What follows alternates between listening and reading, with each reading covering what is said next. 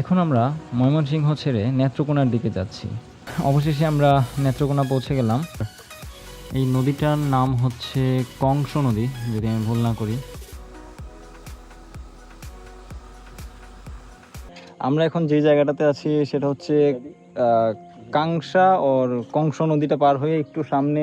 অসাধারণ অসাধারণ সকালবেলার শুভ্রতা।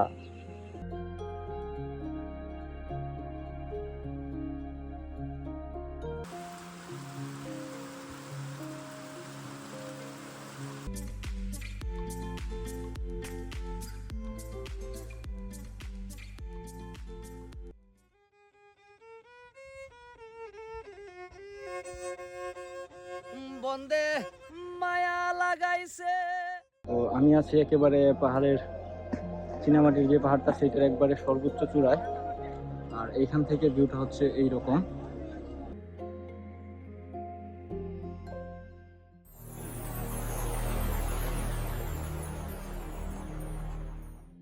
আজকের ট্যুরটার গল্পটা একটু অন্যরকম, কারণ এটা একদমই প্ল্যান করা ছিল না। আজকে গিয়েছিলাম সাব্বির ভাইয়ের বাসায়, ওয়ার্ল্ড কাপের ম্যাচ দেখব আর একটু আড্ডা টাড্ডা দেবো। বাট আড্ডা দিতে দিতেই হঠাৎ আমাদের মাথায় চলে আসলো কোথাও একটা ট্যুর দিয়ে আসি। সো যেই ভাবা সেই কাজ। মাত্র 5 মিনিটের মধ্যেই আমরা ডিসিশন নিয়ে নেই আমরা ট্যুর দিচ্ছি, এবং সেটা বাইক ট্যুর। কোথায় যাব, কিভাবে যাব, 2-1 মিনিট কথা বলতেই ডিসিশন হয়ে গেল। অনেস্টলি এই ধরনের আনপ্ল্যান্ড ট্রিপ আমার অনেক বেশি ভালো লাগে, কারণ এখানে কোনো চাপ থাকে না, শুধু রাস্তা, গল্প আর নতুন কিছু দেখার এক্সপিরিয়েন্স থাকে বা এক্সাইটমেন্ট থাকে। আমি এই মুহূর্তে মোহাম্মদপুর থেকে বের হয়েছি। একটা জিনিস খেয়াল করলাম, আজকে রাস্তায় ট্রাফিক অন্য দিনের তুলনায় একটু কম মনে হচ্ছে, তাই বেশ আরাম করেই যেতে পারছি। আপনারা যারা জাস্ট এই আল্লাহকুড়ি মসজিদটার এদিকে আসেন, আপনারা সবাই জানেন যে এই দিকটাতে কি পরিমাণ জ্যাম থাকে। বাট ভালো যে ব্যাপারটা হচ্ছে, আজকে জ্যাম একেবারেই কম মনে হচ্ছে, সো খুব আরাম করেই যেতে পারছি। আর ফার্স্ট ডেস্টিনেশন হবে, আমি প্রথমে যাব আগারগাঁও। ওখান থেকে আমরা সবাই একসাথে হয়ে আমাদের আসল যে রাইড ওটা শুরু করব। এখন আমি আসাদ গেট ক্রস করছি, আর কয়েক মিনিটের মধ্যেই পৌঁছে যাব আগারগাঁও। অনেস্টলি ট্যুরের এই শুরুটা আমার সবসময়ই ভালো লাগে। লাইক ডেস্টিনেশনে পৌঁছানোর আগেই একটা এক্সাইটমেন্ট কাজ করে নিজের মধ্যে, সামনে কি আছে জানি না, কিন্তু সেটাই হয়তো পুরো ট্যুরের সবচেয়ে মজার অংশ।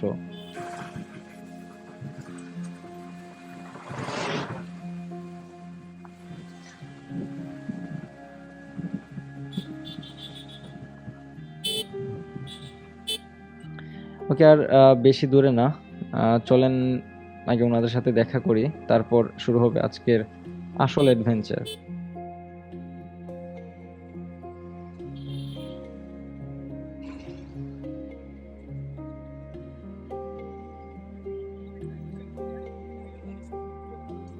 আমরা এখান থেকে প্ল্যান করছি বের হওয়ার, তার আগে একটু চা খেয়ে নিচ্ছি। এদিকে আছে বড় ভাই সাব্বির ভাইয়া, আর এদিকে আরমান ভাই। তো ভাইয়া, অনুভূতি কি? অনুভূতি হয়েছে আর একটা লোক দরকার আমাদের এখন এই মুহূর্তে। বুঝতেছি, ভাবতেছি কাকে পাওয়া যায়। আমরা যাচ্ছি নেত্রকোনা হঠাৎ করে, কোনো ধরনের প্রিপারেশন ছাড়া। আমাদের এই ট্যুরটা প্ল্যান করতে সর্বোচ্চ টাইম লাগছে 5 মিনিট, আর প্রিপারেশন নিতে টাইম লাগছে আধা ঘন্টা। সব মিলে 35 মিনিটের মতো টাইম লাগছে আমাদের।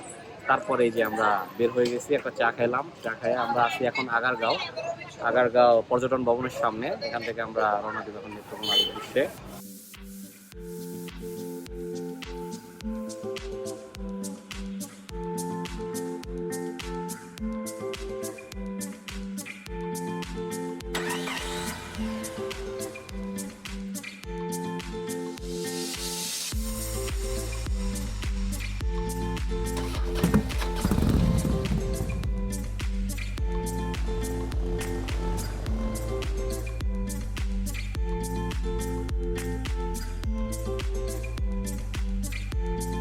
আর এখান থেকেই অফিসিয়ালি শুরু হচ্ছে আমাদের আজকের রাইড।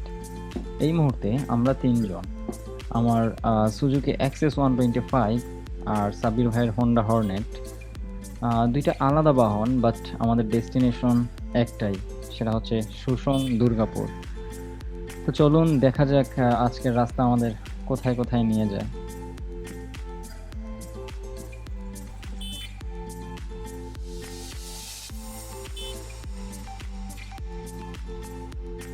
এখন আমরা মহাখালী ফ্লাইওভার পার হচ্ছি। আর রাতের ঢাকা আসলে অন্যরকম একটা ফিলিংস দেয়। দিনের সেই ব্যস্ত শহরটা যেন একটু শান্ত হয়ে যায়। রাস্তা অনেকটাই ফাঁকা, তাই রাইড করতেও বেশ ভালো লাগছে।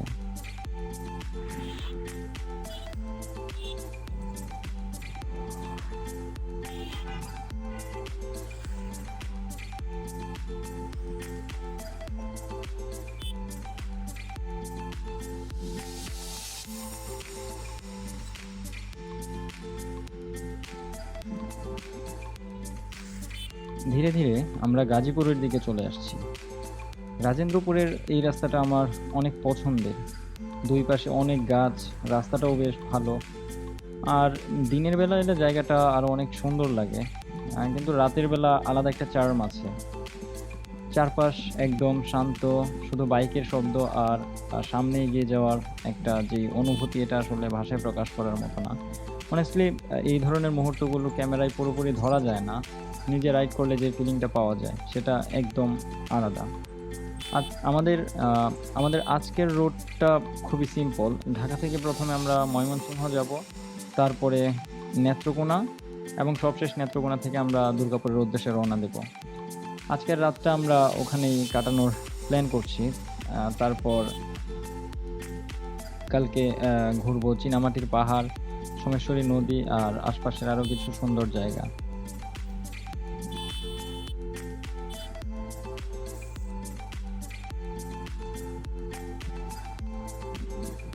তো দেখতে দেখতে আমরা ঢাকা শহর অনেকটাই পেছনে ফেলে চলে এসেছি।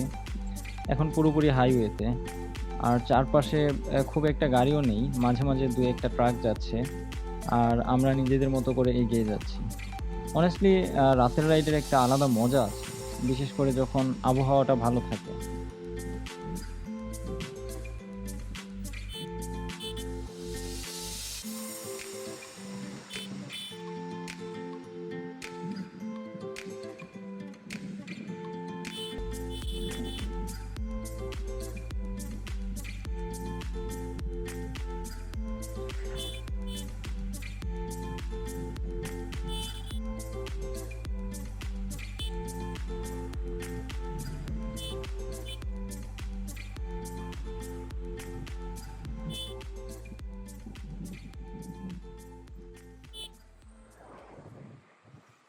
Good morning. এখন আমরা ময়মনসিংহ ছেড়ে নেত্রকোনার দিকে যাচ্ছি। আর একটা জিনিস বলতেই হবে, ভোরের সময় রাইড করার একটা আলাদা একটা প্রশান্তি আছে। চারপাশ একদম নীরব, আর রাস্তায় গাড়িও খুব কম থাকে। আর তার সাথে যদি একটু হালকা বাতাস থাকে তাহলে তো কথাই নেই। এই মুহূর্তে আকাশটা দেখলে মনে হবে কুয়াশা পড়ছে, বাট আসলে এটা সত্যি না। কাইন্ড অফ মনে হচ্ছে বৃষ্টি আসবে আসবে, এরকম কিছু একটা মেঘলা আবহাওয়া পুরো জায়গাটাকে অন্যরকম একটা ফিল দিচ্ছে। অনেস্টলি এই ধরনের ওয়েদার আমার খুবই পছন্দের। না বেশি গরম, না রোদ, জাস্ট পারফেক্ট একটা ওয়েদার রাইড করার জন্য। আমরা এখন ধীরে ধীরে নেত্রকোনার দিকে এগিয়ে যাচ্ছি। ওকে, অবশেষে আমরা নেত্রকোনা পৌঁছে গেলাম। এখানে খুব বেশি সময় থাকবো না, একটু ফ্রেশ হব, তারপর সোজা দুর্গাপুরের দিকে রওনা দেব, কারণ আজকের মেইন পয়েন্ট কিন্তু আমাদের এখনও বাকি।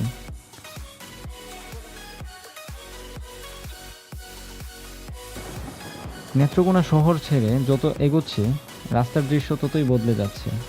চারপাশে সবুজের পরিমাণ হুড় করে বাড়ছে, আর বাড়িঘরও কমে যাচ্ছে। আর বুঝতেই পারছেন, আমরা ধীরে ধীরে প্রকৃতির আরও কাছে চলে যাচ্ছি। অনেস্টলি এই অংশটা আমার সবচেয়ে বেশি ভালো লেগেছে, কারণ এখানে এসে মনে হয় না যে আপনি কোনো শহরে আছেন। সব কিছু অনেক স্লো, অনেক শান্ত, আর এই শান্তিটাই হয়তো আমরা শহরে সবচেয়ে বেশি মিস করি। আপনি যদি চারপাশের হাওরের দিকটাতে তাকান এবং গাছপালার দিকগুলোতে তাকান, এখানে আপনার অন্যরকম একটা ফিলিংস কাজ করবে।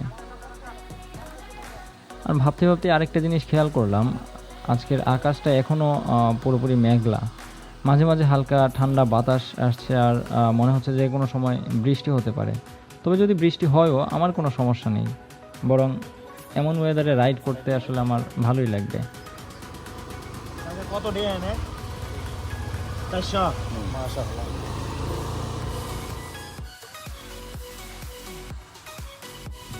ওকে, দেখতে দেখতে আমরা একটা খেয়াঘাটে এসে পৌঁছালাম। আর এই নদীটার নাম হচ্ছে কংস নদী, যদি আমি ভুল না করি। সেই নদীটা হচ্ছে আমাদেরকে এখন পার হতে হবে।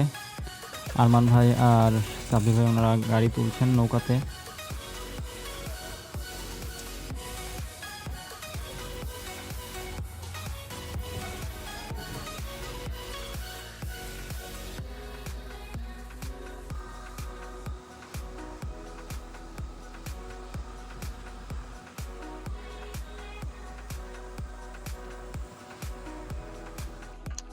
আসলে সকালবেলার এইরকম একটা ওয়েদারের সাথে যদি আপনি এইরকম একটা লোকেশনে থাকতে পারেন, এটার চেয়ে বড় কিছু আর মনে হয় না হতে পারে।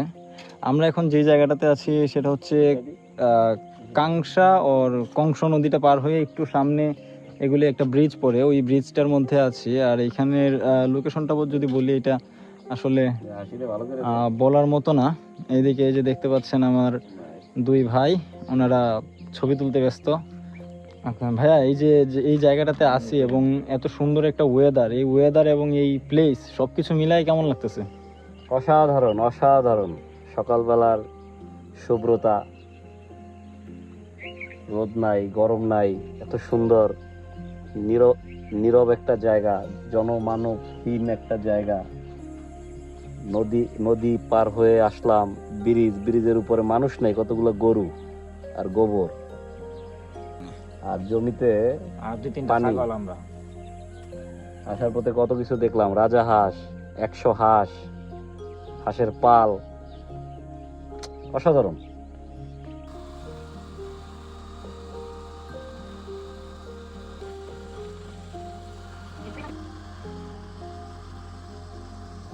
ওকে, আর খুব বেশি দূরে না, আর কিছুক্ষণের মধ্যেই আমরা সুসং দুর্গাপুর পৌঁছে যাব। দেখি আজকের বাকি গল্পটা আমাদেরকে কোথায় নিয়ে যায়। ওকে, ফাইনালি আমরা সুসং দুর্গাপুর পৌঁছে গেছি এবং সকালের নাস্তাটা সেরে নিচ্ছি। আর এরপরেই আমরা বের হব একটা গেস্ট হাউস বা হোটেল কিছু একটা ম্যানেজ করার জন্য। এটা হচ্ছে নদী বাংলা গেস্ট হাউস, যেখানে আমরা আজকে রাতটা কাটাবো। তো এই গেস্ট হাউসটাতে আমরা আজকে থাকবো।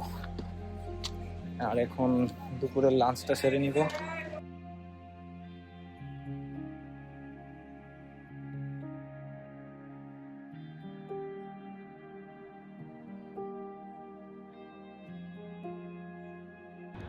আমরা দুপুরের লাঞ্চ শেষ করে এখন আমরা রওনা দিচ্ছি চীনামাটির পাহাড়ের এদিকে। আর এখন আমরা যে জায়গাটাতে আছি সেটা হচ্ছে সোমেশ্বরী নদী। আমরা সোমেশ্বরী নদীটার পাশে আছি। আর এই নদীকে ঘিরে অনেক ইতিহাস আর গল্প আছে, ওগুলো নিয়ে পরে আমরা আলাদা কথা বলবো। এই নদী কি ভাঙে না? পার ভাঙে না? পার ভাঙতো, আগে তো ভাঙতো, এখন বর্তমানে গভীর হওয়ার কারণে এখন ভাঙে না, কম ভাঙে। তো আমাদের এখন নদী পার হতে হবে, আর নদীর ওপারেই হচ্ছে চীনামাটির পাহাড়।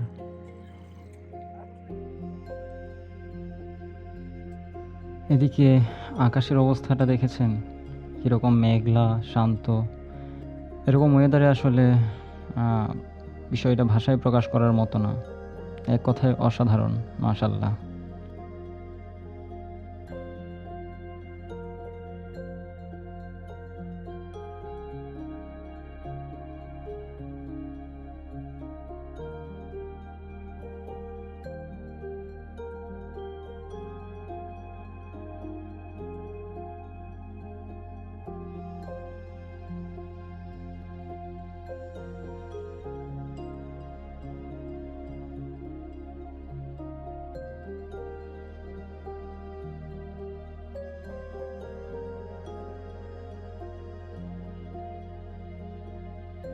খেয়া পার হয়ে আমরা আবারও রওনা দিলাম চীনামাটির পাহাড়ের উদ্দেশ্যে।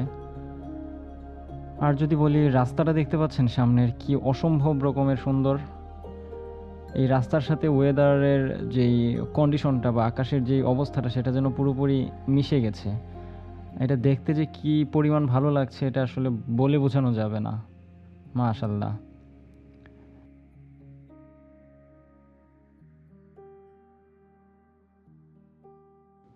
আর ভাবতে ভাবতে যেটা ভাবছিলাম সেটাই হলো, আবার বৃষ্টি চলে আসলো। আমাদেরকে একটু থামতে হবে।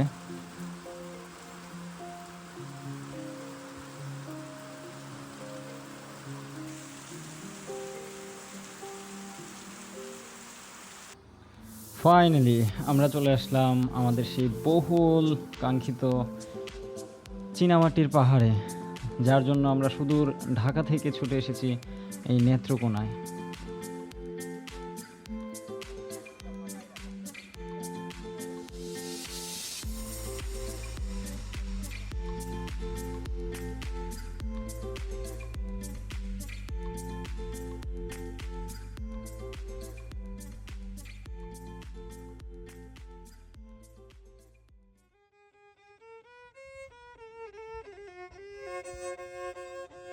বন্দে মায়া লাগাইছে পিরিতি শিখাইছে, বন্দে মায়া লাগাইছে পিরিতি শিখাইছে, দেওয়ানা বানাইছে কি জাদু করিয়া বন্দে মায়া লাগাইছে, কি জাদু করিয়া বন্দে মায়া লাগাইছে।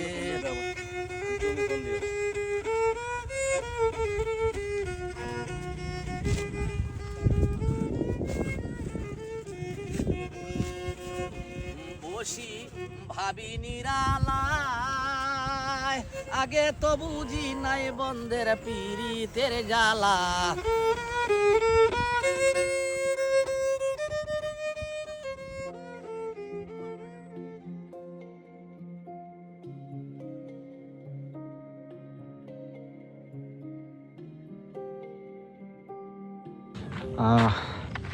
আমাদের আসলে ঘর থেকে বের না হলে বোঝা যাবে না আমাদের প্রকৃতিটা কত সুন্দর, আর সৃষ্টিকর্তা আমাদের প্রকৃতিটাকে কত সুন্দর করে আমাদের জন্য সাজিয়ে রেখেছেন। আমি এখন যে জায়গাটিতে আছি এটা হচ্ছে নেত্রকোনার দুর্গাপুরের বিজয়নগর অথবা বিজয়পুরের বিরিশিরির যে চীনামাটির পাহাড় আছে, এইখানে এক পাশে পাহাড় আর এক পাশে স্বচ্ছ নীল জলের হ্রদ। তো এটার ফিলটা যে আসলে কি, এটা আমরা ঘর থেকে বের না হলে এটা বোঝা যাবে না ইজিলি। আমাদেরকে ঘর থেকে বের হতে হবে। আরে আমি যদি একটু এই পাশটা ঘুরে দেখাই, এই পাশে আছে ছোট ছোট কিছু টিলার মতো পাহাড়, আর এই পাশটাতে আছে স্বচ্ছ জলের একটা হ্রদ। পানির রংটা এখন অবশ্য নীল না, যেহেতু আজকে একটু আগেই বৃষ্টি হয়েছে। তো আপনাকে প্রকৃতি ফিল করতে হলে আপনাকে ঘর থেকে বের হতে হবে। কাব্যিক ভাষা শিখে তারপরে আমাকে ব্লগ করতে হবে, এইভাবে হবে না।